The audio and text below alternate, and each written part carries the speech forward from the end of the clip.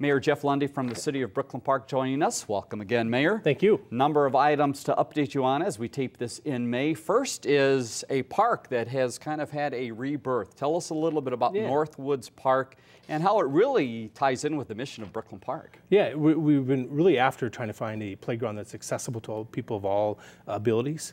And so too often kids in wheelchairs or crutches or may not be fully capable haven't been able to take advantage of our parks. And so we're really excited to have this park that is fully for people of all capabilities to get on there and play. People seeing some of the video of it here, and when you think of a park accessible, you might think of ramps and maybe lower equipment, but also sight, I understand. This is something that is allowing people that might have a disability with sight, again, to use a park. Absolutely, and I think the other part is just you talk about parents or grandparents. We assume they're capable, and they're not always. So for them to get on there and play with kids has been a challenge, and so they get to enjoy it as well.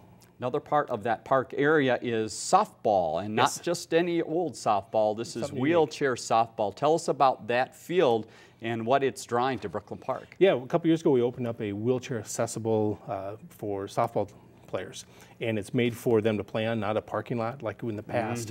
Minnesota is kind of the New York Yankees of the World Championship of handicap softball.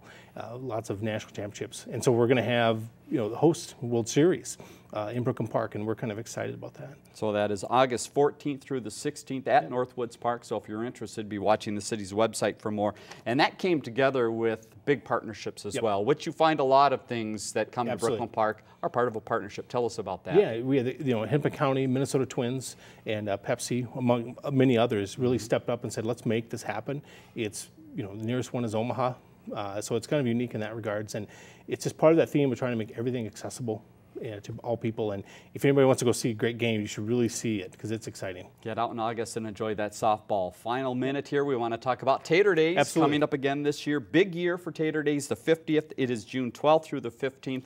Give us a quick preview. Yeah, we've got a bunch of stuff. The bands are back. Everybody wants to know, where are the bands, and they're back. And so we're kind of excited to have them. The Spud Hunt is back as well.